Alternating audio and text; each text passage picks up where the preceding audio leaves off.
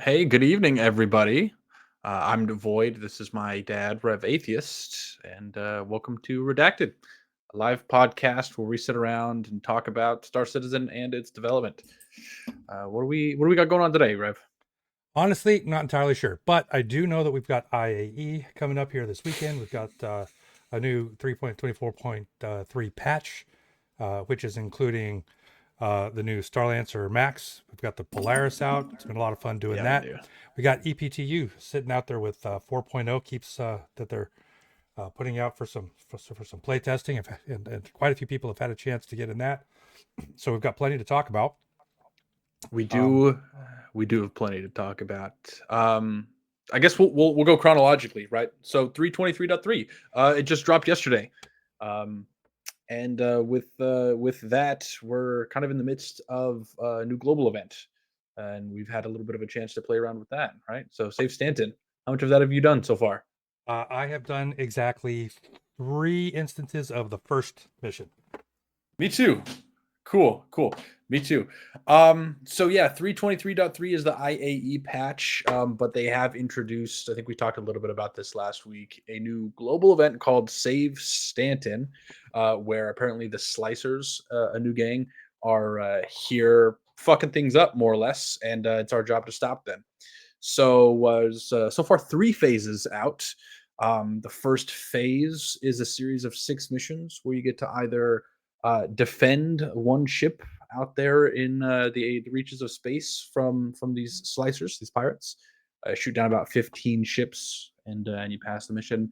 The alternative is a cargo retrieval mission where a cargo ship has just been shot down by these slicers, and you have to go and clear out these gang members and retrieve the cargo and deliver it safely to its port. So you have to do 6 of these, and I've kind of done I've done a couple of each. Have you done one or the other? Neither? Both? Well, on my own, I did two of the combat missions for the first, the the combat flavor of the first one.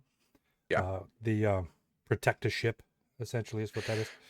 And then, like just with you a little bit earlier today, we did the one cargo. So that's 2 and 1. That's what I've got. Cool. But for me, it was still just shooting shit down because I wasn't the one humping cargo until we got to the hangar bay. Yeah, that's Hucking it in true. there, That's true. They're killing they're people pretty with cool. boxes. They're a little bit difficult.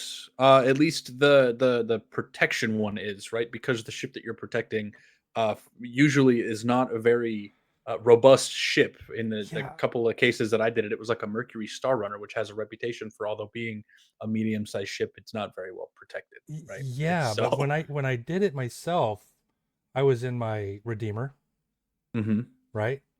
Big So ship, good ship. I had swapped out my two ballistics so that I had 4 laser cannons, in essence, and there was a lot of ships spawning, and they all seemed to be, I guess, more interested in me. So I was Yeah, able I to don't do know it what it fairly easy. was. It took a while, but it was fairly easy for me.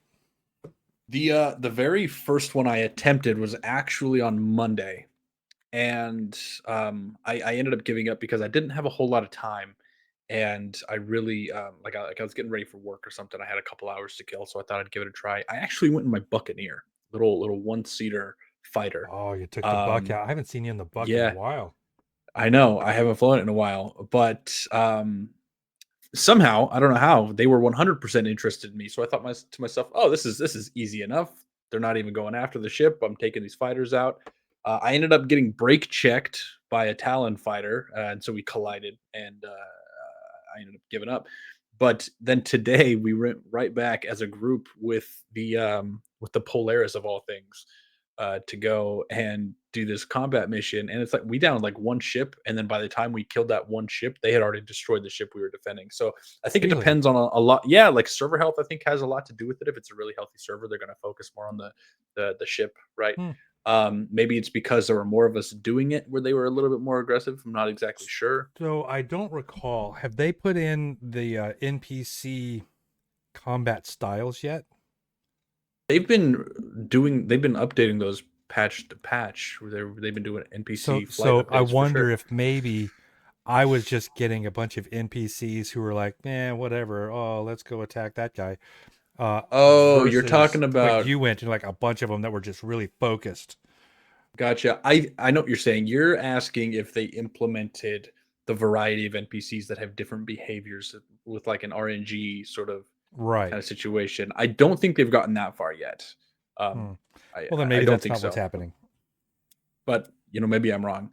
I think we've gone over all the patch notes in the last couple of patches, and I don't recall seeing that the AI behavior. But maybe I'm just remembering No, you're wrong. probably right. I get a little bit anxious about, stuff. So But nonetheless, we had a good time. The loot, the cargo missions have been basically the same with an extra step, right? You still have 10 to 15 ships you have to shoot down before you can comfortably retrieve the cargo. And it's like 10 boxes you have to go pick up. yeah, but they're not Um, trying to destroy the cargo, are they? no, they're not. They're not. Yeah. They're So simply trying it's to shoot really you. so it turns into a protect and turns into a survive. Correct. Yeah, Yeah. which does take a bit of the anxiety out of it, right? Because now you're not like, oh, I got to protect this ship, otherwise I fail. It's like, oh, I just have to survive long enough to shoot these guys down first, and it's not nearly as you know crazy Right. to do. A little bit more laid back, which is nice. So we did a couple of those. I've only done 3. We have to do 6 to complete phase 1. And then we unlock phase 2, which I believe is FPS combat, where you go down to various locations Oh, such as bunkers or Pickers. something. Well, it's like Pickers Field or Repel. These settlements on the ground that places like the Duster gangs live, where you have to go. And I Hmm. don't know if you have to collect something or if you just have to kill specific people. I wonder if there's a couple different things like there's in phase 1 where you have a couple different objectives you can choose from.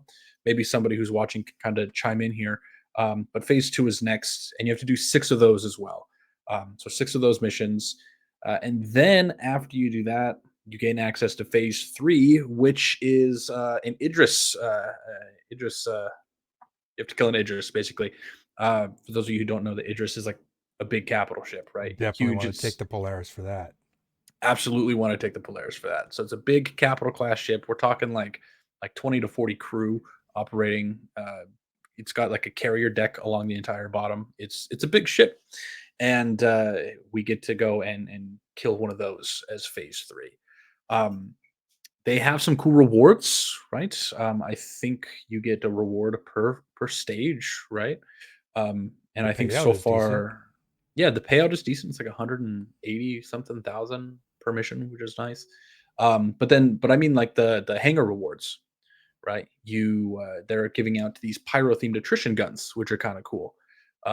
So it's like normal attrition guns, but they're like Oh, worn and kind of dirty, and they just look cool, right? For somebody who's into that kind of pyro themed stuff and Drake like me then. ships, like me. Yeah, it would go really really well on my Drake ships. So I'm all for it. I think you do phase 1, it gives you like 2 size 2s, and you do phase 2, it gives you 2 size 3s. So it give you a couple extra ones. I'll probably end up putting those on my Buccaneer, to be truthful. So, Nice. but phase 4, 5, 6. How many phase? I think there are 6 phases at the end Are there that they're that going to keep many? put them out.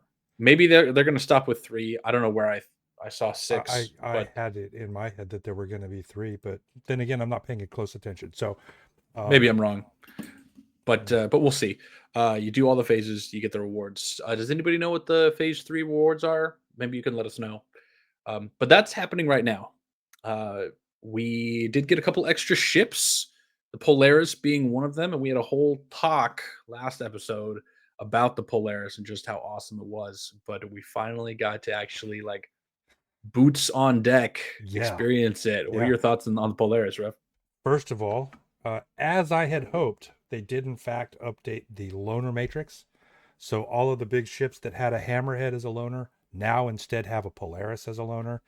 I was hoping that like maybe like the Javelin got the Polaris, or maybe the Javelin and like the Idris got the Polaris, but that something else still had a hammerhead as a loaner, but they didn't do that. Um, that's fine. Yeah, now you're But gonna the have to Polaris, actually get a hammerhead. I know, right? I might actually have to get a fucking hammerhead. The Hammerhead's a great ship. I'm looking forward to when they actually go and they do a pass, like a rebuild on the Hammerhead, because they have a lot of technology to build into that, and something tells me that they might want to rework the interior. Well, they sort of have, right? Because when they were implementing engineering, the Hammerhead was the first ship they built it for. So like the fuses and relay systems, the Hammerhead was ship number one that got that treatment. So I know that they Hmm. are, um, I was kind of hoping maybe they would rework what is actually in it in the layouts, but I understand if they don't. It's not a bad ship. It's pretty good to begin with. Um, but still, yeah, no, I want a Hammerhead. I'm gonna have to get a Hammerhead one way or another. I'm excited for when those large multi-crew ships become the meta, right? And piling six guys into one Hammerhead as opposed to six fighters is going to be where it's at. Speaking of, since we're talking about the Polaris and the Hammerhead, they introduced something really cool that we haven't talked about yet in any of our episodes, and that is the point defense turret. Have you gotten to experience the point defense turret yet, Rev? I have not personally experienced it. I've heard a lot about them. Holy Um, cow, it's awesome. my Okay. understanding is like a small fighter, small hostile fighter. It'll lay those guys, light them right up. Missiles, inbound missiles, it'll light those guys up. So I think that's interesting because that'll take the gameplay for the fighters who are in support of attack on these bigger ships. It'll give them a role, something to do, like the medium and heavy fighters maybe go in, blow up those PDCs so that the smaller ships and the missiles can get through. Absolutely. And Um, we've been I'm looking forward to the complex naval battles, and that is one yes. thing that I think will become a thing for a larger battle is to focus on blah blah blah ship, take out those PDCs. Yeah, exactly. Exactly. And we've talked a lot about balancing big ships to small ships, right? Because prior to this, the meta was get a heavy fighter, stay in the blind spot, and just, nickel and dime its shields down, and then you win. That's just how it was, right? Now Yep. we're in a spot where we can use these automated turrets. These are unmanned Hey, turrets, by the way. yeah, thanks, Thank you, Maxie. Daddy. Thank you, Daddy, for doing that. These are automated turrets. They do I not refuse to call him require daddy. they do not require crew, and they lock on to anything in range, any missiles that have you locked. It's unclear to me if they are currently shooting down dumb fired missiles. I think it might be. But point is anything within a certain proximity that's red, it shoots. And it's fantastic. We talked a long time ago about how do we balance small ships against these big ships, and we had this conversation about, oh well, maybe you could balance shields in the sense of your shields don't deplete unless you deal X DPS, and maybe those little fighters don't put out enough DPS to lower the shields to begin with, right? But these PDCs Yeah, being just an automated anti fighter screen might be a big help, right? yeah. Like, don't get Now, too close, or right, do get close.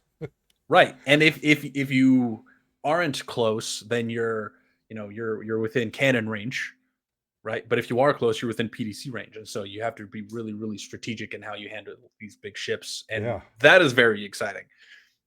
Very exciting. We also got the Star Lancer. Have you had a chance to check that ship out? I have, I have. So there are things I like about it. There are things that I don't. I really love the big like bay in the back. I hesitate to call it a cargo bay, but like a vehicle bay or whatever in the back. That's really nice. Kind of is like a vehicle bay, yeah. Yeah. I like the size of it. It's a good size cargo ship with interior cargo. I am on the fence about the layout of the cargo bay, but the ease of loading, the fact that it drops down the cargo bay and you can load it from the outside, I kind of like. What I don't like about it is that when it drops it down, basically you can load one side and then walk around and load the other side. That's not super great. And the fact that when everything is up, you've got this weird elevated walkway that goes right down the center of the cargo area, which is just kind of bizarre, right? It just feels weird to me. It's like I get it, but I don't get it. Totally, Other totally. than that, I I think it's a great ship. It's very MISC. You know, Yeah, very misc. and I like the misc aesthetic, believe it or not. I kind of dig it. So yeah, it's a nice ship. It's just that cargo bay thing kind of every time I go through it, I'm like, ugh. And then the rest of the ship is kind of cool. Yeah, so I tend to agree with you. It does have the weird points. The kind of catwalk in the middle of the cargo bay is a little weird, and the fact that you kind of have to cut across that catwalk to go from the entrance via ramp to the rest of the ship, I think is a little bit weird Yeah, personally. it also renders the cargo bay useless for anything other than hauling boxes. Which, I True. mean, okay, cool. You know, that's That's fine, true. I They sort guess. of, I mean, they sort of make up for it though with that vehicle bay in the back. They do, and that's why I'm like, yeah, I mean, that's fine, I guess. But it would be nice if that area were somehow, I don't know, more versatile. I But suppose. I mean, we've got ships like the Hull A and the Hull C. Obviously, their cargo grids, they're not doing anything but cargo and Well, weird yeah, chairs for people being goofs. yeah, Um, yeah. right. So there's precedent for having an area that's really bespoke and like cargo only. So Yeah, I agree. I suppose I can Overall, understand it, but it's uh, overall, I feel mostly the same. I think I was a little surprised when I got in there, um, because I didn't think I was gonna like it as much as I did. The cargo bay is a weird point for it, but once you go past the cargo bay and you're into the rest of the ship, yeah, I actually really love it, and it feels a little bit dirty for me to say. And I'm gonna go back to my lore horror side because I'm a big fan of Star Citizen lore. And for those of you who didn't know, uh, one, I'm in love with Drake, and two, Misk is like the arch enemy of Drake. They are direct competitors and they hate each other. And so, when I got on this Misk ship and I was thinking, holy cow, this thing is kind of awesome. I sort of felt, you know, like I was cheating on Drake. yeah. Well, Just let's keep it, buddy. Keep in mind, you don't work for fucking Drake. All right. You That's know, a true. good ship is a good ship is a good ship. That's true. But it You know, is if you matter nice. of I mean, fact, if you it's worked for Drake, you'd be a dirty corpo yourself and get out. That's true. That's true. But being said, I really, really enjoyed the common area. Right, it's got a very nice table. It's got a little bar area with a little kitchenette that looks really, really well. It's got a little pool table in there, which you can't use right now, but the aesthetics and the vibes were fantastic in the Yeah. Star Lancer. I do like how the habs are laid out too. Did you experience the habs? The halves on the star. I mean, I did. I'm having a hard time remembering on the Star Lancer how the Yeah, halves are so laid out. I'll tell you. So on the opposite side of the common room, you have like this big square hallway, and you have these four corners of the square are habs. You have a door here, and then on the other side you have a door here, a door here. And so it's individual bedrooms for each of the crew. It's got like a double bed in there, which is a little weird looking, but nice that there's some size. There's like a nice little shelf, a bathroom. It's all got individual bathrooms. It's very, very homey, right? Which is an important factor for me when deciding a daily drivership, right? Is that can you live out of it aspect? And the Star Lancer is a ship you can absolutely comfortably live out of, and that was a huge, huge plus for me. Like it's got room, you can breathe in there, which is nice. Yeah. Um, So speaking about the common areas, going back to the Polaris, in the common area of the Polaris, they have a chessboard. Have you seen that? I have, and it's turned 90 degrees incorrectly. It kind of bugs me. However, did you notice you could pick up the chessboard, Yeah, like the entire chessboard?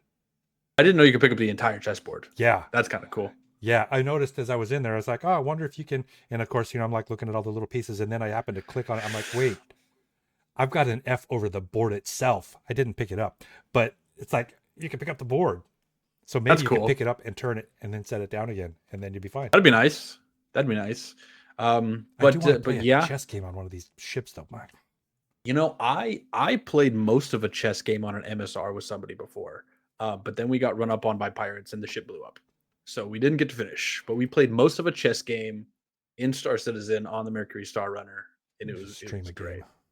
There was like six of us around. We were all just hanging out. And two of us were playing chess. It was fantastic. Um, but yeah, Star Lancer, fantastic ship. I think if somebody was like on the fence of getting it, if you have a couple of friends you're regularly playing with, I think the Star Lancer is a fantastic choice for you and a few friends to get together. So it's clearly not intended to be a combat ship, but it does have turrets, right? It That's a great question. I don't know what the max is equipped with. Now I do know the TAC, the TAC, the Star Lancer TAC is designed to be a sort of combat focused variant. And it'll change things around. Like I think you sacrifice some of the cargo for a couple more turrets, right? Like down on the front, uh, down like on the bottom inside Mhm. of the next to the chin, whatever. Um, Lodok is saying it's got two turrets, so I mean that's decent. I imagine a full crew would be the pilot, maybe two gunners and an engineer, right? Um, but I mean, all in all, it's a fantastic ship for us, like a small group of people who are playing consistently together. Do pretty much anything you want. Um, Beyond that, I think we're waiting on IAE for anything else. They're probably going to announce a couple of concept ships. Yeah, we'll probably get Probably, some ground vehicles of some kind. yeah, maybe we'll probably see what a couple of the silhouetted ships from CitizenCon are. I'm particularly hoping to see what that weird, like asymmetrical folded one is going to be. I'm kind of hoping that's a Drake ship, but we'll see. Um, Otherwise, man, we've got Pyro in EPTU Wave One, which is huge.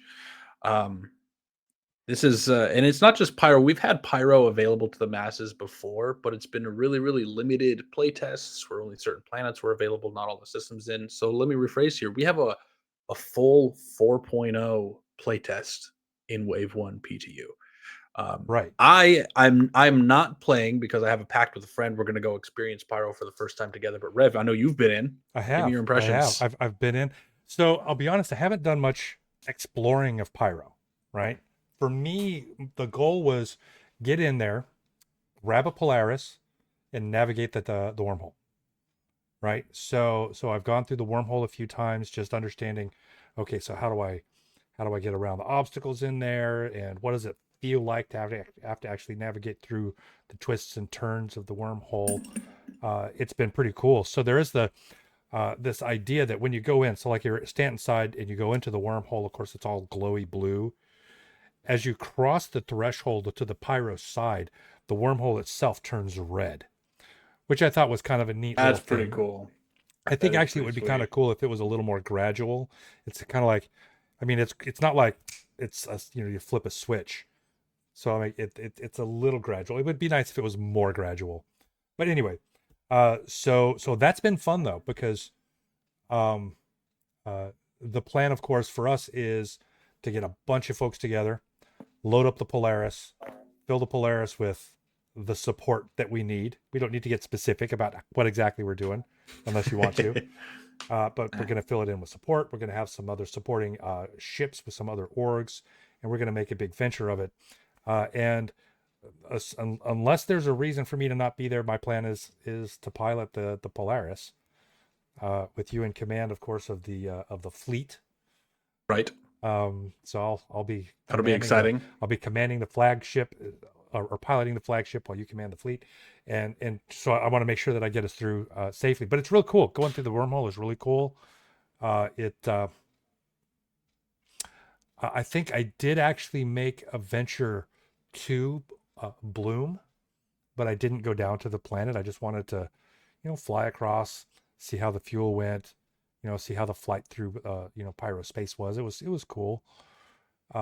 One thing that I did notice that I think I told you about it, that we're going to have to navigate, is this idea that as you come out of the wormhole, it may have been a bug. I think um, Phaedron was talking about how, or somebody was talking about how they came out of the wormhole and they were just stuck at that wormhole velocity, and all they could do Yeah. was steer.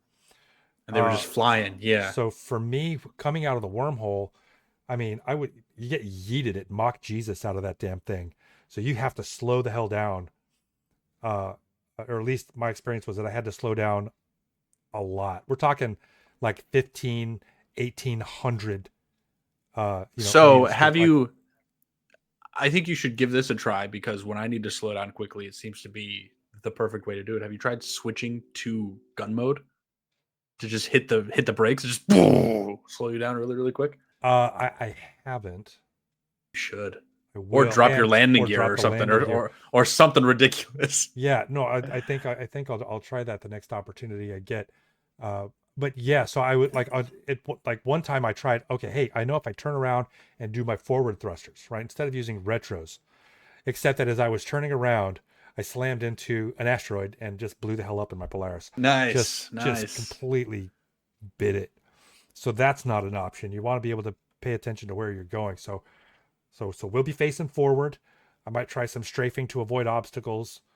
But Yeah, try the landing gear thing. Try the SEM gun thing. Search the SEM speed. See how that goes. I'm glad that you're doing the testing, right? Because that was something that I was a little bit concerned about. If I specifically am abstaining from going to pyro, and there's a couple of us who are, yeah, you then want a pilot who knows what the fuck they're doing going through the wormhole. exactly, we So need somebody who's gone through a I couple have of made no times. such pact, That's right? I have true. made no such pact. So I am 100% practicing the wormhole, so that at the very least we have a reasonable chance of getting through largely unscathed. I did so like the first time I went through. First of all, the obstacles the first time I went through looked really weird. I think there was like visual glitches or something. And I didn't realize that there were actual obstacles. So I was just like, right down the middle, boom, boom. So I was like slamming through these obstacles, and I did a Oh good bit of no, damage to the ship, but it wasn't too bad, actually. I think I might have been able to get all the way through without paying attention to the obstacles at all, which is good. And then as you're going around the obstacles, it forces you to get close to the walls. So we may do a little bit of wall scraping, which could result in maybe some fins having some damage or something. But overall, I think it's going to be okay. that's good. That's good. As long as we can get through and enjoy the trip, have a good time, and not just obliterate ourselves, I'll be happy. Frankly. Oh yeah, Um, yeah. No, I feel pretty confident we'll be able to get through. I haven't blown up inside the wormhole yet. It's only been coming out of it. well, that's good. That's good. But it's in wave one, right? That means that it's in the public's hands. It's not limited to Evocati, and that happened less than a That, week ago, I well, think. Right? that's true. It's also, however, not in full PTU, right? That's So true. they're like releasing it for a little time. They're doing some testing. It is wave one, but then like right now it's shut down. Nobody's in it at all. So they're doing some fixes. They're gonna. I think they had talked about doing another 4.0 today, but they decided not to. So maybe tomorrow they get Yep. another Yep. 4.0 out, and I'm assuming it'll still be wave one. It Um, will. Yeah. and Definitely. so obviously waiting for 4.0 to come out in full PTU and to start going through the tiers and have it just be kind of a permanent thing.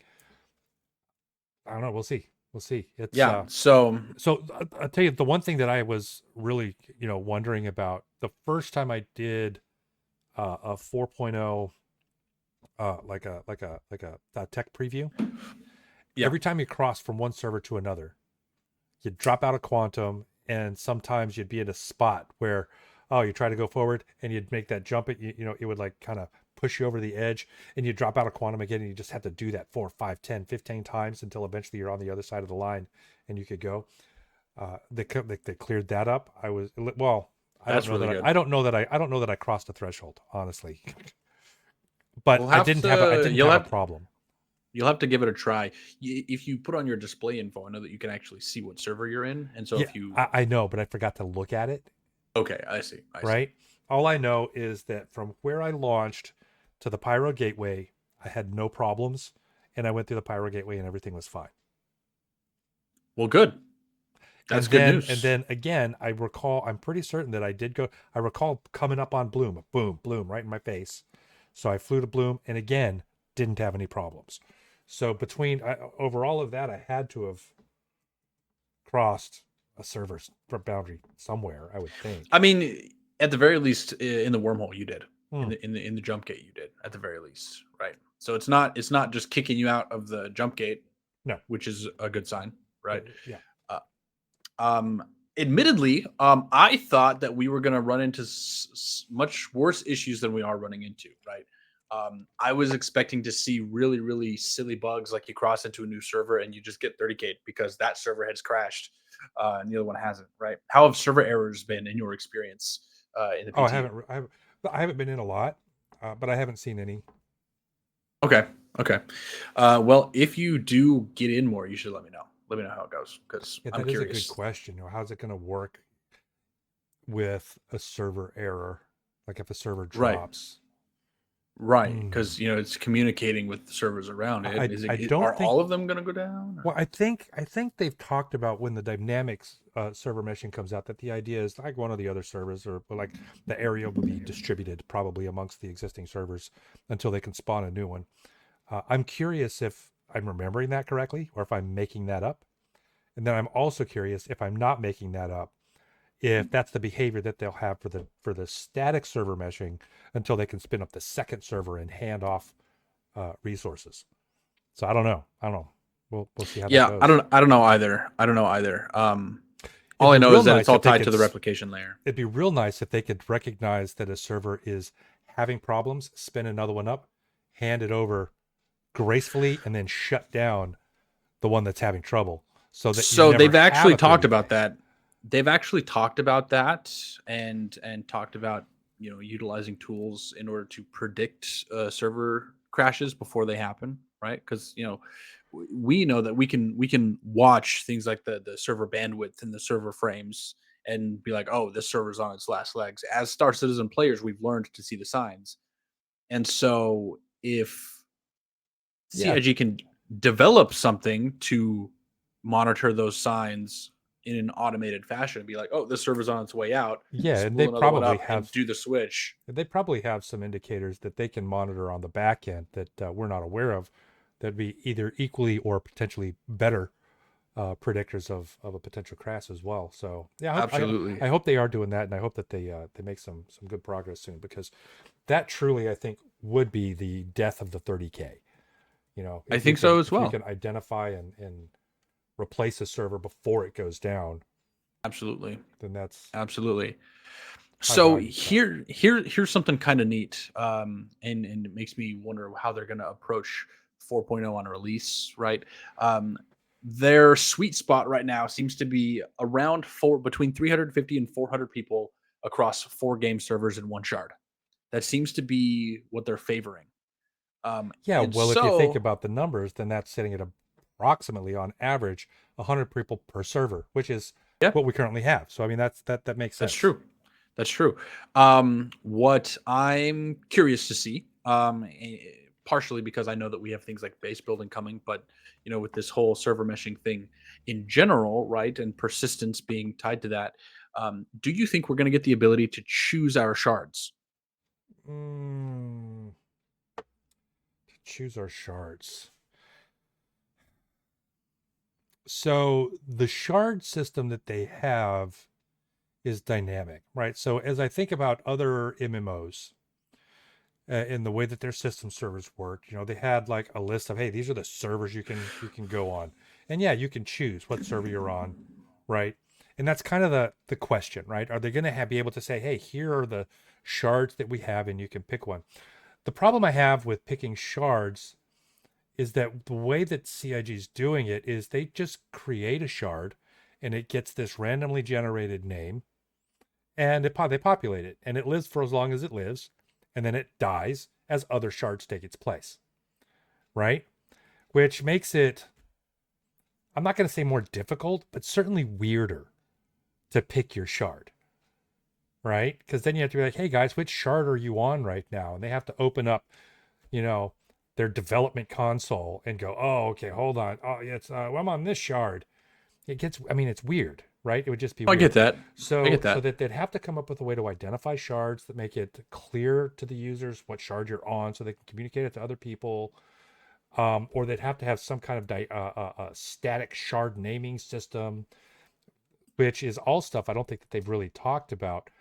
Honestly, if they get it, if they figure it out, if they really, really, really figure it out with a dynamic meshing, and they're like, okay, well, I got a server for ArtCorp. I got a server for Stanton non-city areas. I got a server for all of these different things so that they can really make things small enough.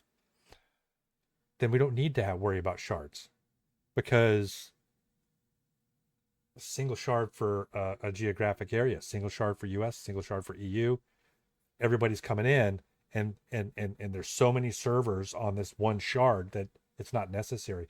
That's what I'm hoping Yeah, that they sure. get personally. End game, we know that that's the goal, right? But we also know that, as an example, base building is coming sooner than that functionality is, Yeah, than that whole one shard per region is. And so, if I spend the time and the money to build a base somewhere, right, I would sure like to be able to select the same shard I built on, so I can go sure. back to it. I think early on at this point, they may be able to just find a sweet spot where they get a certain number of servers for a given shard with the static server meshing, and they just know that it's not going to get more full than so much, or that there's a certain amount of wiggle room, or people are leaving and coming in fast enough that you can just say, "Hey, I want to play with this person," and you're able to get in. If they did that, I think that'd be good enough. You wouldn't have to necessarily pick a shard. You could just say, "I want to go wherever that guy is." Like the system we have, with a much less likely chance that you'll run into a full system, a full shard. I think maybe they could do that. I don't know how easy that would be. I don't know. I just hope to see some way to return to whatever you've built, right? As long as we get that, I'll be happy. Um, but Oh, if they're I see what limiting you're it, saying. yeah, because here's the thing, like if you build on shard 300, for example, right, and you get off and you come back on later, and it puts you into shard 100, well, suddenly everything you've just spent your money on is gone because it's in a different shard. Maybe you're joining your friend or whatever, but your base is gone, right? You'd have to Yeah. find shard 300 again in order to Well, see they're your going to base. have to do something, right? Right. Because by the time they get to a place where base building is a thing, the current system where a shard could eventually just evaporate is no longer viable, right? So Correct. they're going to have some way to deal with essentially static shards, or to have information shared across shards, which also that could get weird as you're building a base on one shard and it starts just popping up Just on popping up, another yeah. shard, right? Um, yeah, Phaedron is saying that you reuse shard numbers though, and that may be true, but just because they reuse a number doesn't mean that it has all the entities that were on that numbered shard again, right? It's not clear to me how they generate their shards essentially, so it's not clear to me how they're going to manage that. Yeah, and Phaedron, I hope you're right. I guess all I'm hoping for, right, is that we get to select that shard when the time comes. It's not a big deal right now because we don't have anything that requires that level of persistence, but we will sooner, I think, rather than later, right? Like the need for that level of persistence is going to happen before their final vision of server meshing. And so I just hope that they give us some method of keeping track of that and being able to jump in without it being limited to 400 players. Otherwise, we're going to be sitting at the menu trying to join in on each other forever, right? Oh my goodness! But I guess we'll just have to cross that bridge when we get there.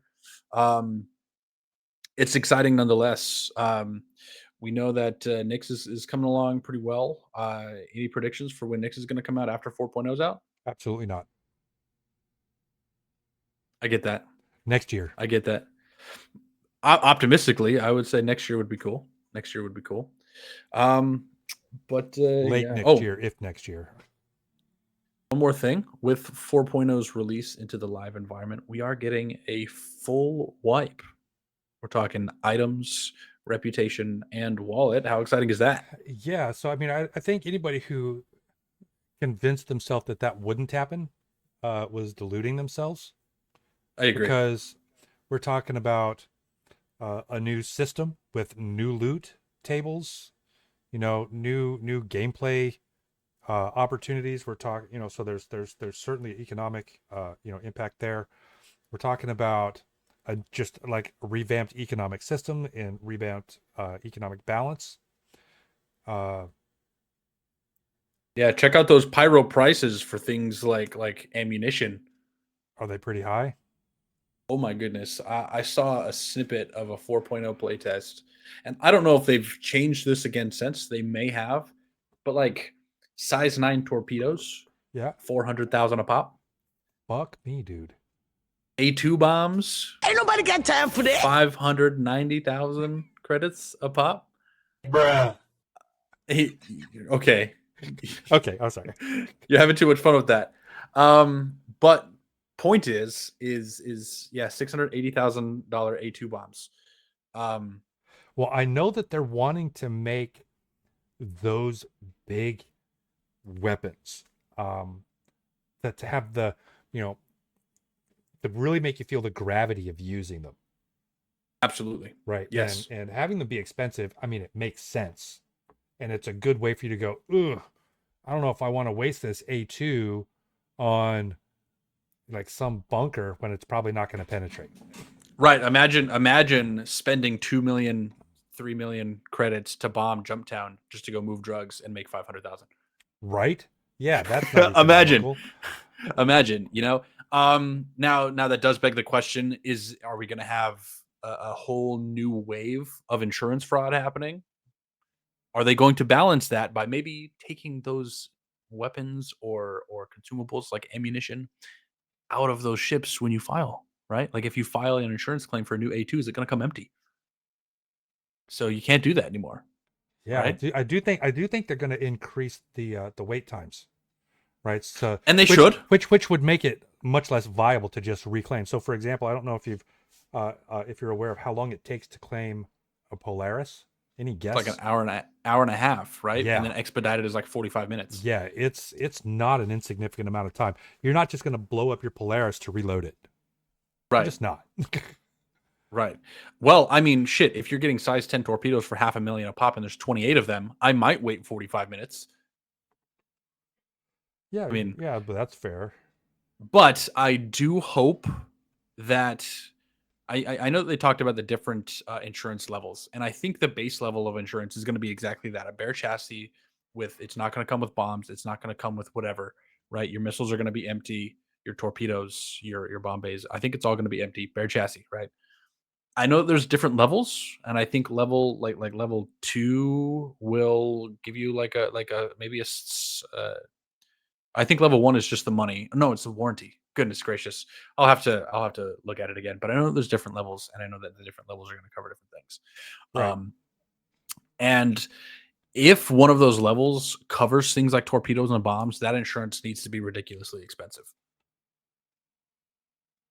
In order to combat, it needs to be expensive enough that insurance fraud doesn't happen. Sure. I'll agree with that.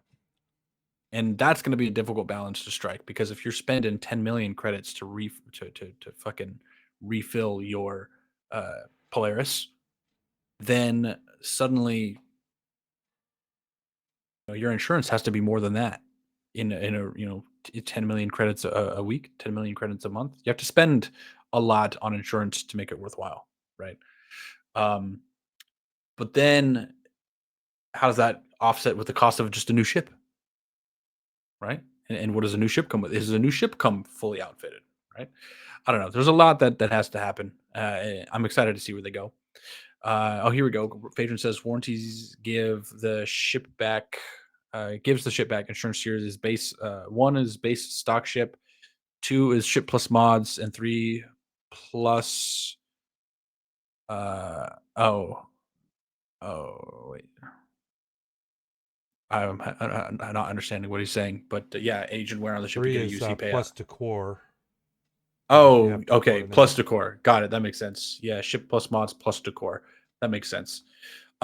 So with that in mind, it sounds like none of those would probably give you your consumables back, like torpedoes and bombs. And I hope they don't. Just saying. As much as I would love to save money by committing insurance fraud, I think the game will be better off if they specifically disallow your bombs and torpedoes from being insurable. So Yeah, no, I agree. What else we got? I mean, that's pretty much it. We're just waiting on 4.0 playtests now to progress through the pipeline. We're in a hurry up and wait game right now. We do have our Pyro expedition. We're planning that for Sunday, the 22nd of December, but that's all tentative.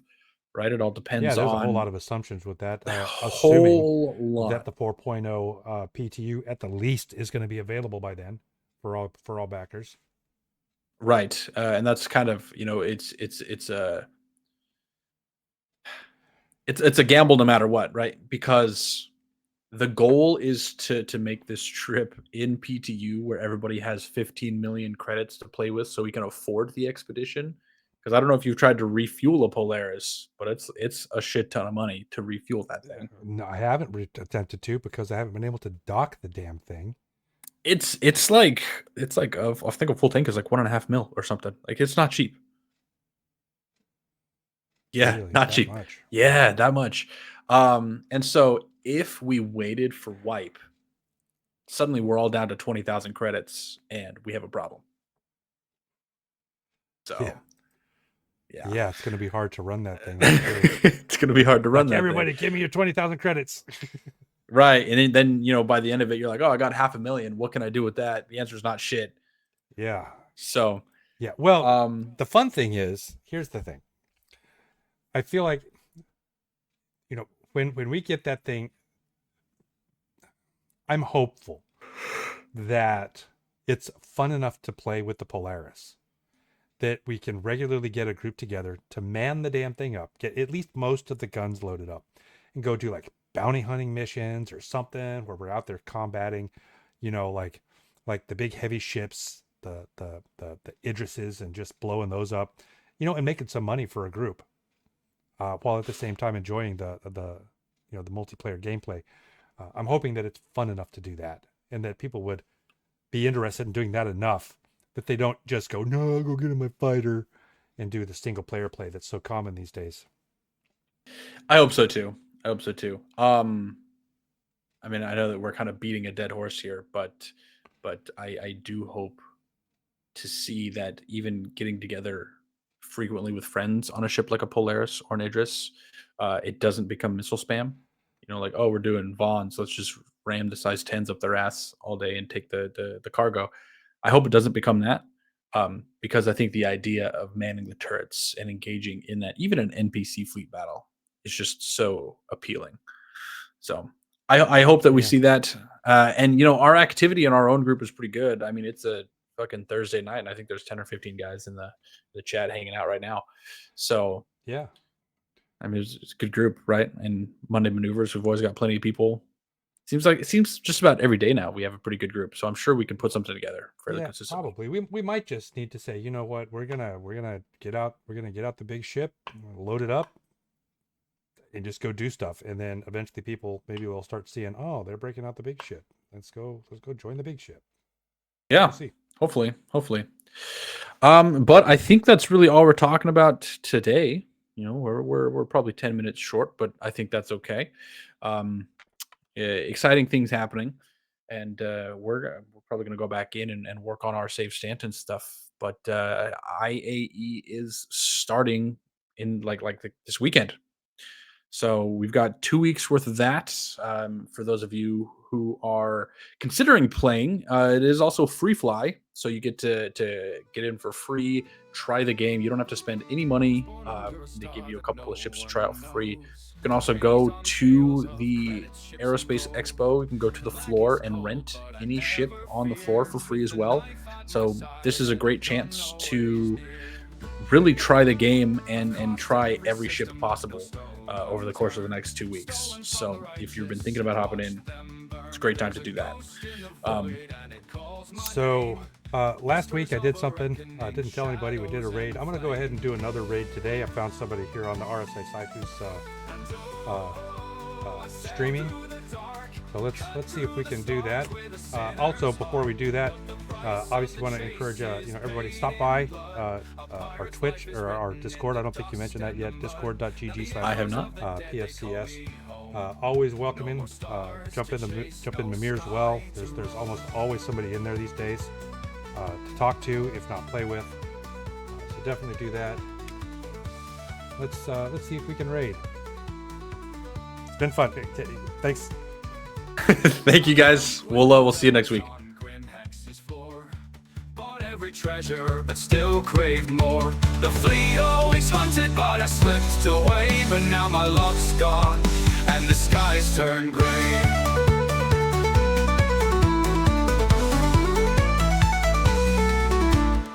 Every jump I make feels colder now, like the weight of my sins is pulling me down. My crew is gone